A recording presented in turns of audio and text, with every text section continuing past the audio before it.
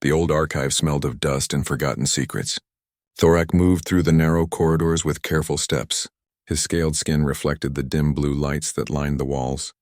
He was a Velkhari warrior, tall and powerful with sharp eyes that missed nothing. For 3 cycles he had searched through these forbidden records, looking for something that would change his fate. The Velkhari Empire controlled half the galaxy. Their ships were everywhere. Their armies were unbeatable, but Thorak wanted more than to be just another soldier. He wanted his name written in the stars. He wanted other species to whisper his name with fear and respect. His clawed hand moved across the ancient data terminal. The symbols on the screen were old, from a time before the current empire. Most Velkhari could not read them, but Thorak had studied the old languages in secret. He knew that real power came from knowledge that others ignored. The screen flickered. New information appeared. Thorak leaned closer, his heart beating faster. There, hidden in layers of corrupted data, was a coordinate, a location in a quiet part of the galaxy. Next to it was a single word in the old tongue: Earth. Thorak felt electricity run through his body. Every Velkhari child heard the old stories. Long ago, before the Empire rose to power, there were others who ruled the stars. The stories called them the Ancients. Some said they were myths. Others believed they had been real but died out thousands of years ago. The records were unclear, destroyed in the many wars that shaped the galaxy, but one name appeared again and again in the fragments that survived. Humans. The species from a world called Earth. The records said they had built wonders. They had fought wars that shook entire star systems. Then suddenly they vanished. No more signals, no more ships. Just silence. Most believed humans had destroyed themselves. That was the usual story. Species that grew too powerful, too fast, always burned themselves out. The galaxy had seen it happen before. It would happen again. But what if the stories were wrong? What if humans had simply gone quiet? What if their world still existed, forgotten and undefended? Thorak downloaded the coordinates into his personal device. He erased his tracks from the archive system. No one could know what he had found, not yet. He left the archive building and stepped into the bright light of the Velkhari homeworld. The city stretched in every direction, massive towers reaching toward the purple sky. Ships flew between the buildings, carrying soldiers and merchants and slaves from 100 conquered worlds. Thorak walked through the crowded streets. He needed to think. He needed a plan.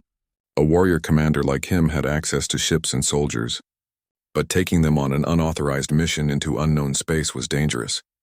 If he was wrong, if Earth was just an empty rock or did not exist at all, he would be punished, maybe even executed. But if he was right, if he found the legendary homeworld of the ancients, if he claimed it for himself before the Empire even knew it existed, then he would have power beyond imagination, ancient technology, lost knowledge, perhaps even weapons that could challenge the Emperor himself.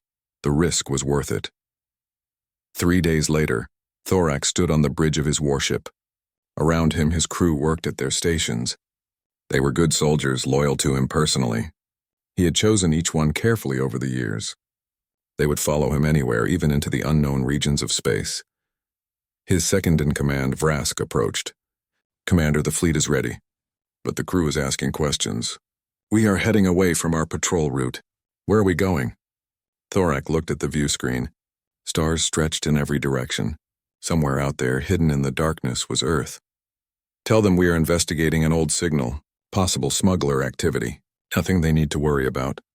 Vrask nodded, but his eyes showed doubt. "And the truth?" Thorak smiled, showing his sharp teeth. "The truth is that we are about to become legends." The journey took 12 days. They traveled through empty space, far from the major trade routes. This part of the galaxy was quiet. No colonies, no stations, just old stars and dead worlds. It was perfect for hiding something valuable.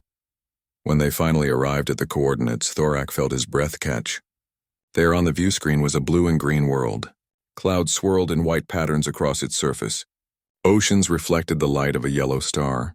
It was beautiful. It was alive. "Scan the planet," Thorak ordered. The science officer worked quickly. "Commander, I am detecting massive amounts of electromagnetic radiation. Radio signals. Energy readings consistent with industrial civilization. There are cities down there. Millions of life forms." Thorak felt triumph surge through him. Humans, they were real. They were still alive. And they had been hiding here, forgotten by the rest of the galaxy for thousands of years. Any defense systems? Military installations? He asked. The science officer checked his readings again. Nothing, Commander. I detect some primitive satellites in orbit. Basic communication devices. No weapons platforms. No shield generators. Their technology level appears to be pre-spaceflight. Maybe early digital age, Thorak laughed. It was too perfect. The mighty humans, the legendary ancients who once ruled the stars, had fallen so far. They were primitives now. They had probably forgotten their own history. They would not even understand what was happening when his ships appeared in their sky. Prepare the invasion force, Thorak commanded. We will take the planet intact. I want the cities captured, not destroyed. There may be archives down there. Records of the old human empire. Technology we can use. Vrask looked worried. Commander, should we not report this to the Empire first? This is a major discovery. The High Command will want to know. After we secure the planet, Thorak said firmly, I will present Earth to the Emperor as a gift. Already conquered. Already mine. He will have no choice but to reward me greatly. The crew moved to follow his orders. Landing craft were prepared. Soldiers checked their weapons. Battle plans were made. It would be easy. One small primitive world against the might of a Velkari war fleet. The humans would not stand a chance. Thorak looked at the beautiful blue planet on his screen. He imagined walking through human cities as a conqueror. He imagined finding their secrets. He imagined the Emperor bowing to him when he returned with such a prize. He did not know that every move he made was being watched. He did not know that ancient sensors, older than his entire civilization, had detected his ships the moment they entered the system. He did not know that deep in the darkness beyond the outer planets, something vast and patient was waking up after a very long sleep. The Velkari fleet moved closer to Earth. The invasion was about to begin. And the galaxy was about to remember why humans had once been feared. Far beyond the orbit of Neptune, in the cold darkness of the outer solar system, something stirred. The station had been waiting for 3,000 years. It hung in space like a sleeping giant, its surface dark and silent. No lights showed. No signals transmitted. To anyone passing by, it would look like just another piece of space debris, another rock floating in the void. But it was not debris. It was a guardian. Deep inside the station, ancient systems began to activate. Power cores that had been dormant for millennia started to hum with energy. Sensors that had been watching in passive mode for centuries suddenly switched to active scanning. The station's artificial intelligence, called Sentinel, opened its digital eyes and looked at the solar system it had been built to protect. Sentinel processed information faster than any biological mind could imagine. In microseconds, it reviewed its last memories. The year had been 2247 by the old human calendar. Earth had been at peace. Humanity had spread across the solar system, building colonies on Mars, mining stations in the asteroid belt, and research facilities on the moons of Jupiter. They had been preparing to reach for the stars. Then came the warnings. Ancient alien ruins had been discovered on Titan. The ruins contained records of terrible wars that had consumed the galaxy long ago. Humanity learned that they were not alone. They learned that space was dangerous. They learned that young civilizations were often destroyed by older, more aggressive species before they could defend themselves. So humanity made a choice. They would hide. They would pull back to Earth, dismantle their colonies, and go silent. They would watch and wait until the galaxy was safer. And they built guardians, powerful defense stations hidden throughout the solar system, to protect their homeworld while they slept. Sentinel was the greatest of these guardians. It had weapons that could crack planets. It had shields that could stop stars. It had been built by humanity at the peak of their technological power, designed by the brightest minds of that generation, and then it had been left alone, waiting for the day it might be needed. That day had come. Sentinel's sensors detected the Velkari fleet. 12 warships moving in formation toward Earth. Their weapons were armed. Their shields were active. Their intentions were clear. They were invaders. The AI ran through its protocols. First, attempt communication. Second, issue warnings. Third, if threats continue, neutralize them. Sentinel had been programmed to value life, even alien life. It would give these strangers a chance to leave peacefully. A signal transmitted from the station. It was in the old human language, but also in mathematical patterns that any technological civilization should understand. The message was simple: unknown vessels. You are approaching a protected system. Turn back now. This is your only warning. On Thorak's command ship, the communication officer looked confused. Commander, we are receiving a transmission. It is not from the planet. The source is somewhere in the outer system. Thorak frowned. What does it say? The officer played the message. Thorak listened to the strange sounds and watched the mathematical symbols appear on his screen. His translator worked on the language patterns. After a moment, the meaning became clear. A warning, Thorak said with amusement. Someone is telling us to leave. Vrask stepped forward. Commander, perhaps we should be careful. If there are defense systems we did not detect, from where? Thorak interrupted. Our scans showed nothing. This is probably an automated message, something left over from the old human empire, a recording that has been playing for thousands of years with no one to turn it off. He laughed. It means nothing now. But Thorak was wrong. In the outer darkness, Sentinel noted that its warning had been ignored. The alien ships continued on their course toward Earth. The AI moved to the second protocol. It would demonstrate its capabilities. Perhaps a show of force would convince the invaders to retreat. Sentinel activated a single weapon. A beam of coherent energy, invisible to the naked eye, reached across millions of kilometers in an instant. It struck the space just ahead of the Velkari fleet. The beam lasted for only a fraction of a second, but where it touched, space itself seemed to burn. A massive burst of radiation exploded in front of the warships. Alarms screamed on Thorak's bridge. The ship shook from the shockwave. Officers shouted reports. The view screen showed a blinding flash of light where empty space had been moments before. Report, Thorak roared. The science officer's hands shook as he checked his instruments. Commander, an energy weapon of unknown type was fired from the outer system. The power reading was impossible. It would take our entire fleet's reactors running at maximum for a year to generate that much energy. And this weapon fired it in less than a second. Vrask grabbed Thorak's arm. Commander, we need to withdraw. This is not what we expected. There are defenses here. Real defenses. Thorak pulled his arm free. His pride was wounded. His great discovery was supposed to be simple. A weak planet, easy to conquer. Now there was something out there with weapons that dwarfed his entire fleet. But he could not turn back, not now. Not when everything he had dreamed of was so close. It was a warning shot, Thorak said, forcing confidence into his voice. They are trying to scare us. But if they wanted to destroy us, they would have fired directly at our ships. They are bluffing. We continue. The crew looked uncertain, but they obeyed. The fleet moved forward closer to Earth. On the planet below, billions of humans went about their daily lives, unaware that an alien fleet was approaching, unaware that an ancient protector was preparing for war. Sentinel watched the invaders continue forward. The warning had failed. The demonstration had failed. They left the AI with no choice. Protocol 3 was now active. Neutralize the threat. But Sentinel had been built by humans, and humans believed in proportional response. The AI would not use its planet-killing weapons against 12 ships. That would be excessive. Instead, it would use precisely the force needed to stop the invasion, nothing more. Sentinel's manufacturing systems came online. Inside the station, machines that had not moved for 3,000 years began to work. Matter was converted into energy, then back into matter in new forms. Within minutes, Sentinel had constructed 500 small defense drones. Each one was no larger than a human fighter craft. Each one carried weapons that could cut through the Velkari warships like paper.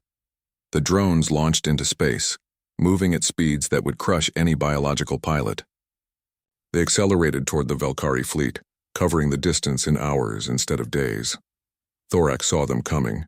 His sensors detected the approaching objects, hundreds of them, moving in perfect formation. Defensive positions, he ordered. All ships prepared to engage. The Velkari fleet was powerful. They had conquered dozens of worlds. Their ships had fought in 100 battles. Their weapons could destroy cities, but they had never faced anything like this. The drones arrived. They did not slow down. They did not broadcast demands. They simply attacked. The battle, if it could be called that, lasted 17 minutes. The drones moved through the Velkari formation like dancers, too fast for the enemy weapons to track. They fired precisely, cutting through shields and armor with beams of light. Velkari ships exploded in brilliant flashes. Some tried to run. The drones followed them. Some tried to fight. The drones destroyed them. Thorak watched his fleet die around him. He realized too late what a terrible mistake he had made. These were not primitives. Earth was not undefended. The humans had been waiting. They had been ready. And their technology was beyond anything the Velkari Empire had ever encountered. His ship was the last one left. The drones surrounded it, weapons pointed at his hull, but they did not fire. Another message came through, the same voice as before, calm and emotionless. Leave now. Tell your empire what happened here. Tell them that Earth is protected. Tell them to never return. Thorak's hands shook as he gave the order to retreat. His ship turned and fled, jumping to faster than light speed as soon as it cleared the system's gravity well. Behind him, the drones returned to Sentinel. The station watched the survivor go, knowing that the message would spread. The galaxy was about to remember humanity. The news spread across the galaxy like fire through dry grass. Thorak had returned to Velkari space broken and defeated. His flagship was damaged.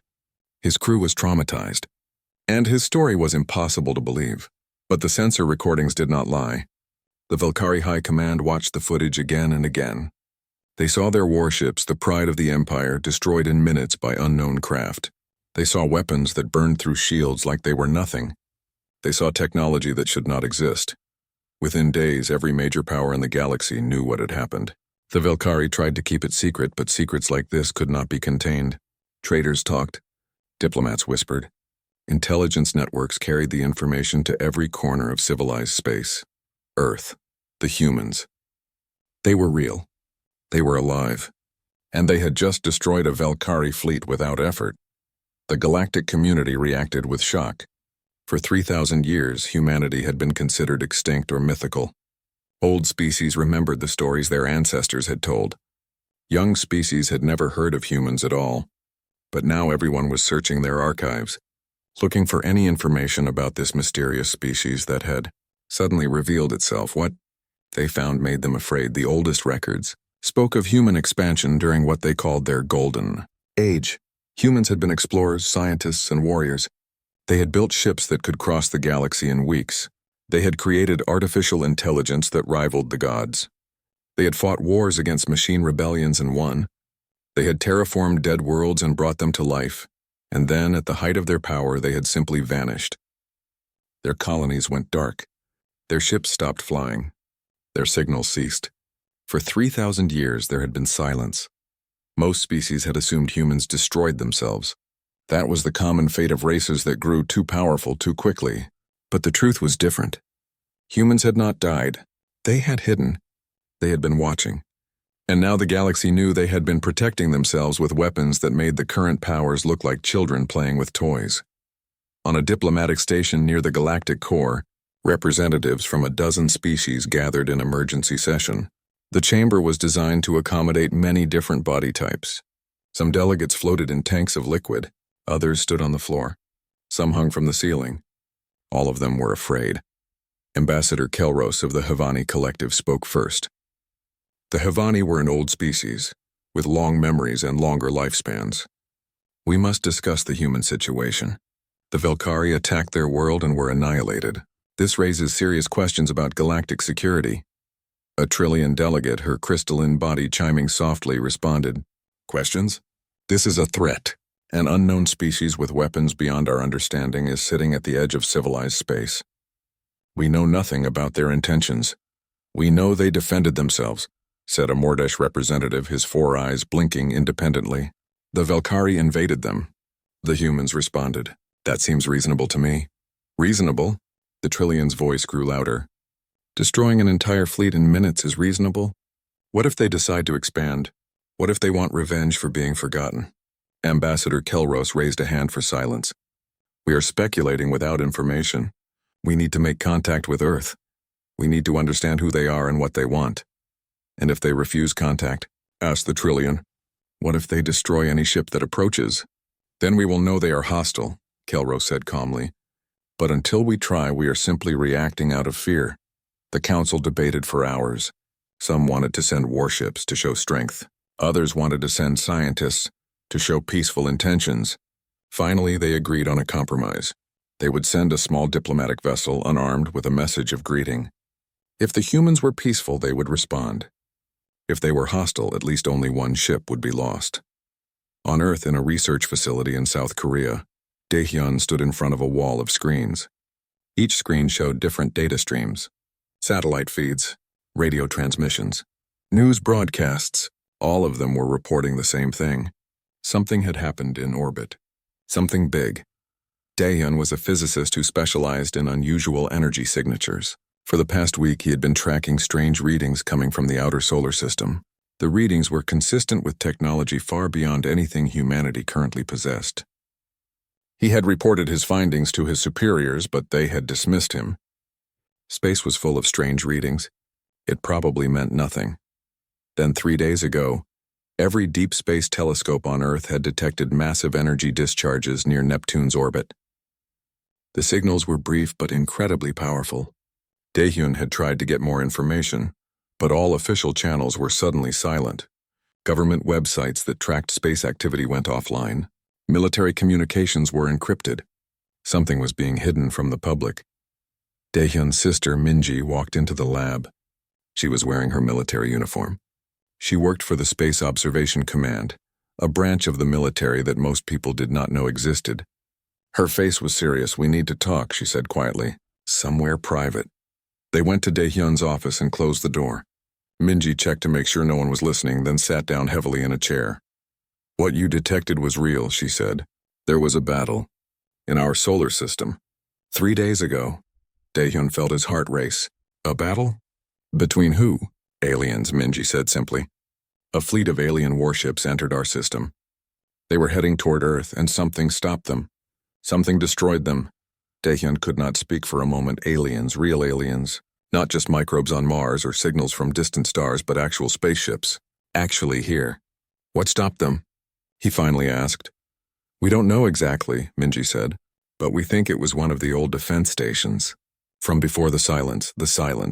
That was what historians called the period 3,000 years ago, when human civilization suddenly pulled back from space exploration. All the old records from that time were fragmentary. Most had been deliberately erased. Humanity had been reaching for the stars, building colonies throughout the solar system, and then suddenly stopped. Everything was abandoned. Everyone returned to Earth, and no one alive today knew why. "The old stations were real?" Daehyun asked. "I thought those were myths, stories.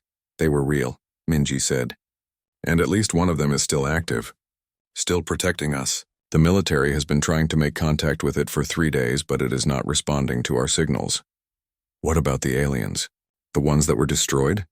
"One ship escaped," Minji said. "It fled back to wherever it came from. Which means others know we are here now. Other species. Other civilizations." Daehyun stood and walked to the window. Outside, the city looked normal. People went about their lives. Traffic moved through the streets. No one knew that aliens had tried to invade Earth 3 days ago. No one knew that an ancient guardian had saved them all. "The government is preparing an announcement," Minji continued. "They can't hide this anymore. Too many people detected the energy signatures. Too many questions are being asked. Tomorrow the world will learn that we are not alone in the universe." "How are people going to react?" Daehyun asked. "Badly, probably," Minji said. "Fear, panic, some will want to fight. Some will want to hide. But we don't have a choice anymore. We have been discovered, and according to the data we recovered from the battle, there are thousands of species out there, empires that span hundreds of star systems, civilizations millions of years old, and they all know about us now." "Yes," Minji said. "The alien ship that escaped will report what happened. The word will spread. Every species in the galaxy will want to know who we are and what we can do." Daehyun turned back to his sister. "What happens next?" Minji stood up. Her face showed determination mixed with worry. "The military is forming a contact team. Scientists, linguists, diplomats, people who can speak for humanity if aliens come here peacefully. I recommended you for the science position." "Me? Why?"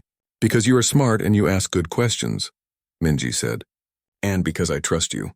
We don't know who we can trust anymore. The government has been keeping secrets for 3,000 years. Some people knew about the defense stations. Some people knew why we went silent. But they never told the rest of us. That is going to change now.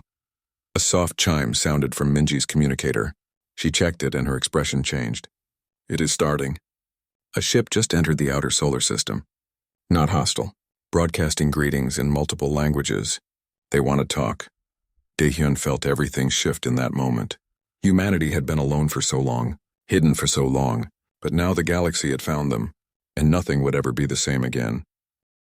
The diplomatic ship entered Earth's solar system slowly, broadcasting peaceful intentions on every frequency. Ambassador Kelra stood on the bridge, watching the blue planet grow larger on the view screen. He had seen thousands of worlds in his long life, but this one made him nervous. Somewhere out there, hidden in the darkness, was the Guardian that had destroyed the Velkari fleet. He hoped it would recognize his ship as non-threatening. Any response from the planet? Kelros asked. His communication officer checked the instruments. Multiple radio signals. They have detected us. Some signals appear to be civilian broadcasts, news reports about our arrival. Others are military in nature, encrypted. And there is something else. The officer paused. A very old signal coming from beyond the outer planets. The same source that destroyed the Velkari. What does it say? Just one word repeated. Wait. Kelros understood. The Guardian was telling them to stop where they were. Not to come closer, not yet. The humans would decide when and if to make contact. On Earth, Daehyun sat in a government conference room with 24 other people. Scientists, military officers, linguists, and politicians filled the space. Everyone looked tired. They had been working for 3 days straight, preparing for this moment. The Prime Minister stood at the head of the table. She was an older woman with gray hair and sharp eyes. The alien ship is holding position near Mars orbit. They are waiting for us to respond. We need to decide what we are going to say. A general in uniform spoke up. We should tell them nothing. We should let the Guardian destroy their ship like it destroyed the Velkari. Show them we are strong. That would be foolish, said an older diplomat. These aliens came peacefully. They did not attack. If we destroy them, we make enemies of everyone. We already have enemies, the general replied. The Velkari will want revenge. Better to show strength now. Daehyun raised his hand hesitantly. May I speak? The Prime Minister nodded. Go ahead. I have been studying the signal patterns from the Guardian station, Daehyun said. It has been sending messages to Earth for 3 days. Messages that our current technology can barely detect. I managed to decode some of them. Everyone turned to look at him. What do they say? The Prime Minister asked.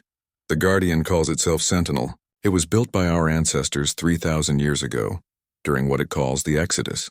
Humanity discovered that the galaxy was dangerous. Young civilizations were often conquered or destroyed by older ones. So our ancestors decided to hide. They abandoned the colonies, returned to Earth, and built Guardians to protect us while we developed in secret. Why did no one tell us about this? A politician demanded. Why keep it secret? Because the people who knew are long dead, Daehyun explained. The records were hidden or destroyed. Sentinel says it was instructed to remain silent unless Earth was threatened. It was supposed to let humanity rediscover space travel naturally, without knowing about the Guardians. But the Velkari attack changed everything. Minji, sitting beside her brother, added her own information.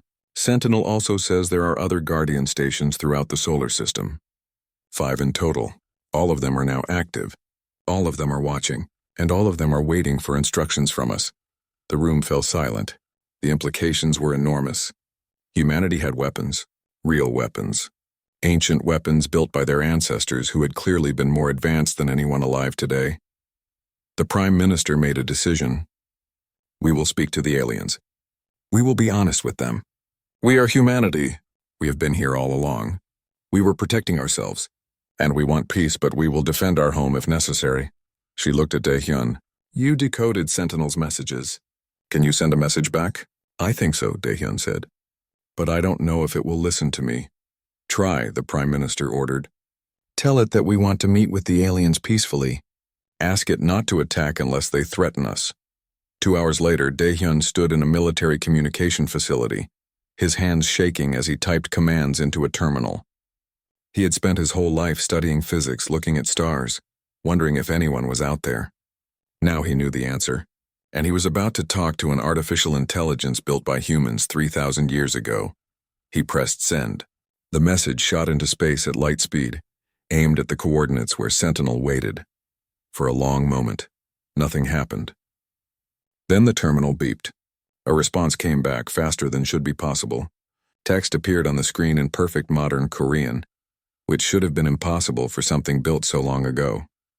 Identity confirmed. Daehyun of Earth. Your genetic markers indicate descent from the builders. I will comply with your request. The peaceful vessel will not be harmed, but I must warn you. My sensors detect movement across the galaxy. Many species are sending ships to this system. Some are curious, some are afraid, and some are hostile. Earth is hidden no longer. You must prepare for what comes next. Daehyun read the message twice. His genetic markers. Sentinel had scanned him somehow, analyzed his DNA, and confirmed he was human. The technology required for that was incredible. He typed another message. What do we need to do? Sentinel's response came immediately. Humanity must choose. Remain on Earth and I will protect you. The Guardians can defend the system against most threats, but you will be trapped here, isolated from the galaxy. Or humanity can return to the stars. Reclaim the colonies your ancestors abandoned. Rebuild what was lost. But that path is dangerous. The galaxy is not kind to weak species. It was a choice that would define humanity's future. Stay safe or reach for the stars again. Daehyun reported Sentinel's message to the Prime Minister. Within hours, it was shared with every government on Earth. Debates began. Some countries wanted to stay hidden. Others wanted to explore. The world was divided, but there was no more time for debate. Ambassador Kelros was waiting, and he deserved an answer. The meeting took place in orbit on a neutral space station that Sentinel had constructed in just 12 hours. The station was simple but functional, with rooms designed for both human and alien biology. It was a gesture of goodwill, proof that humanity could build incredible things when necessary. Daehyun and Minji were part of the human delegation. They wore simple suits trying to look professional and calm, though Daehyun's heart was racing. They walked through the station's corridors until they reached a large chamber. Inside, Ambassador Kelros waited. He was not what Daehyun expected. The Hivani looked almost plant-like, with skin that seemed to shimmer in different colors. He was tall, maybe 3 meters, with multiple arms that moved with graceful precision. His eyes were large and kind. I greet you, representatives of humanity, Kelros said through a translation device that made his words clear.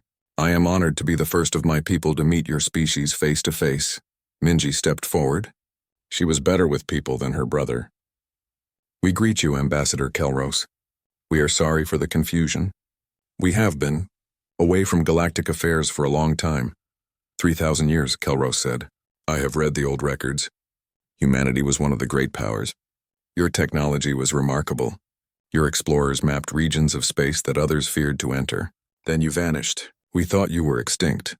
We were hiding, Minji said honestly. Our ancestors learned that the galaxy was dangerous. They chose to protect us by keeping us secret. A wise choice, perhaps, Kelros said, but no longer possible. The Velkari know about you. Soon everyone will know. You must decide what role you will play in galactic affairs. Daehyun found his voice. What are our options? Kelros settled into a chair designed for his body type. The galaxy is governed by the Accord, a loose coalition of species that follow certain rules. No genocide, no slavery, no destruction of inhabited worlds. If humanity joins the Accord, you will have protection, but you will also have responsibilities. And if we refuse, Minji asked. Then you are on your own, Kelros said simply. Species outside the Accord have no protections. Anyone can attack you without consequences. The Velkari would love revenge for the ships they lost. It was not really a choice at all. Join or be destroyed eventually. There is something else you should know, Kelros continued. Your Guardian stations. The technology they possess. It is unlike anything the current galaxy has seen. There are species that would go to war to possess that knowledge. You have revealed yourselves at a dangerous time. Daehyun and Minji exchanged glances. They had been thrown into a situation beyond their understanding. But they had to try. We need time, Minji said. Time to discuss this with our people. Time to understand what joining the Accord means. I understand, Kelros said. But be quick. There are ships already on their way here. Some friendly, some not. The galaxy is watching Earth now, and everyone wants to know what humanity will do next. The decision took 3 weeks. Every nation on Earth sent representatives.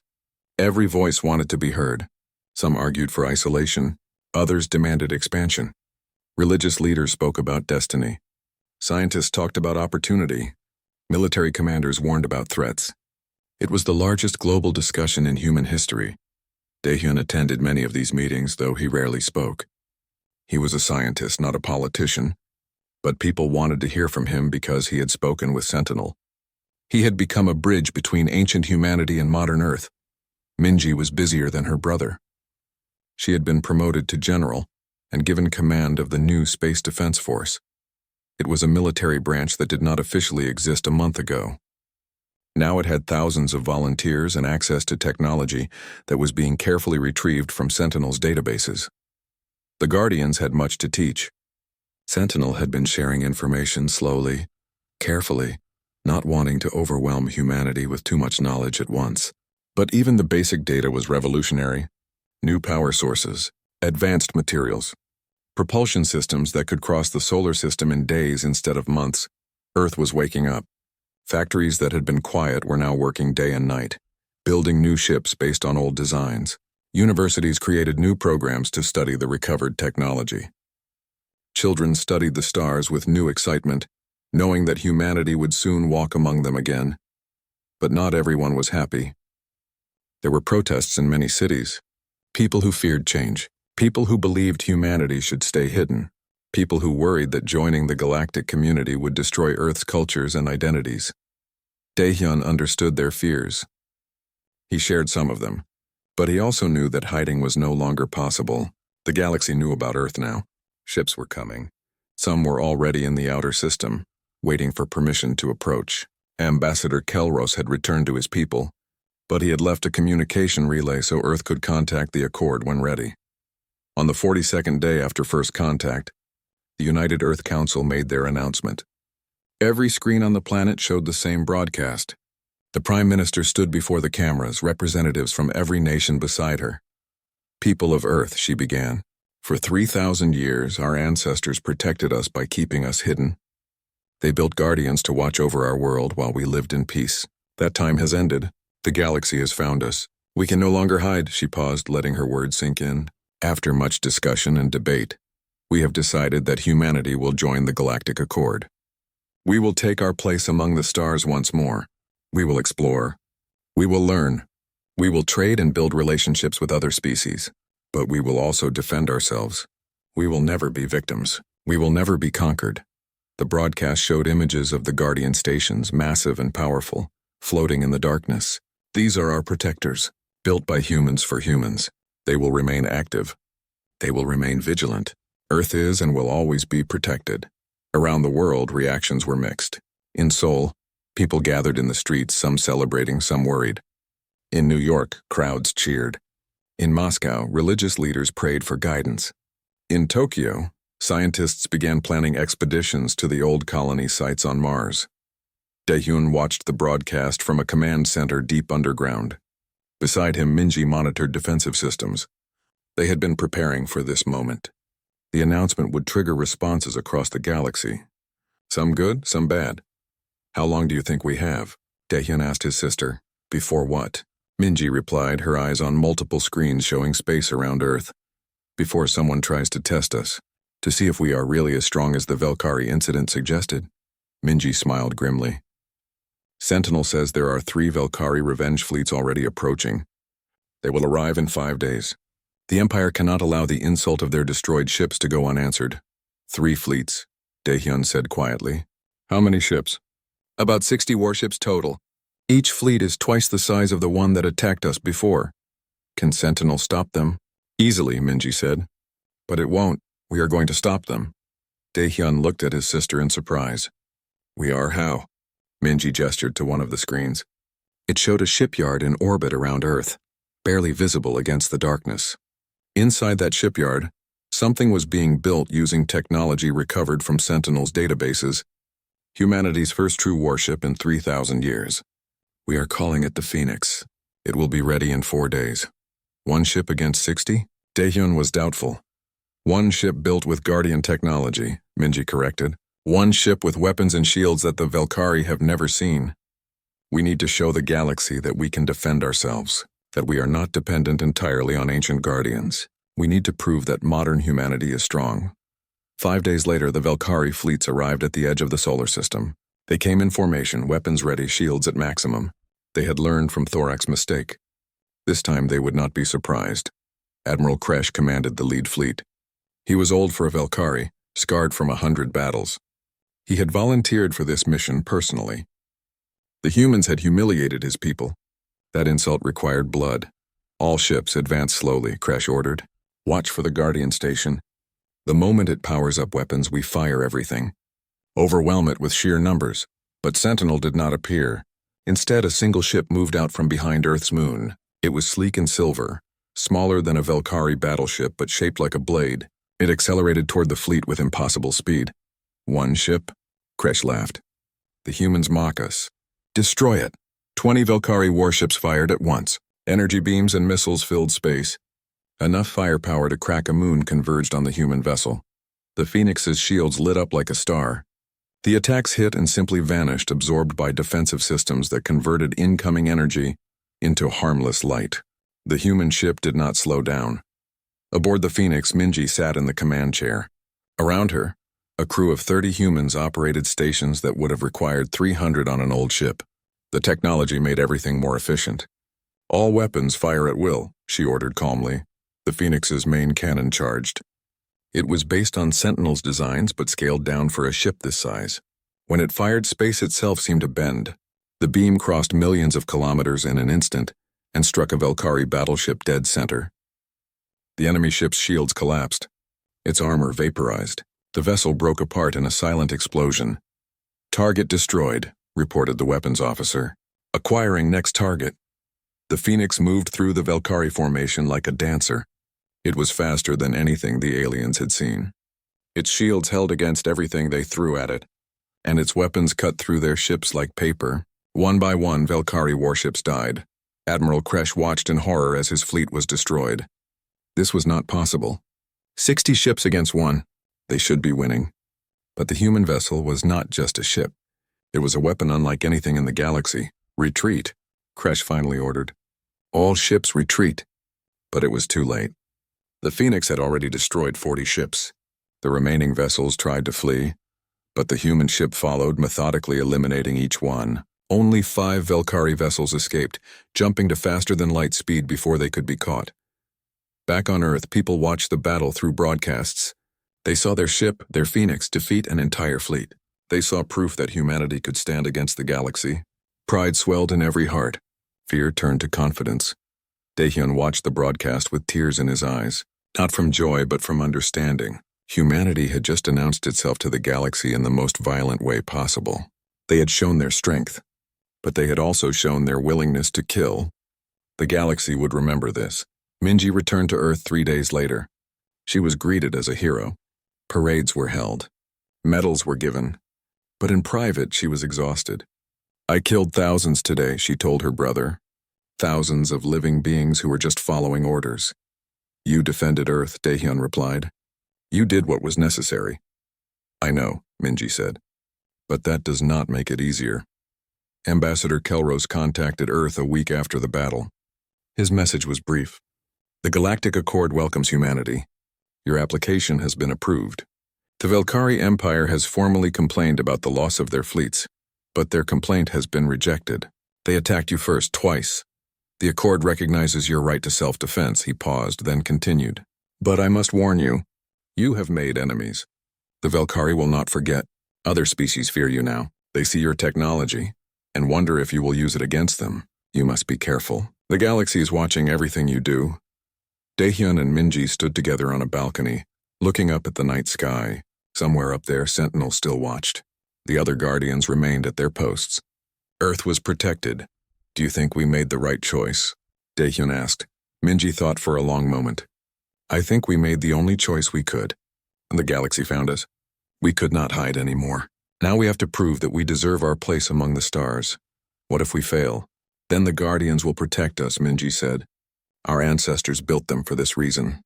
To give us time. To give us a chance. Now we have that chance. What we do with it is up to us.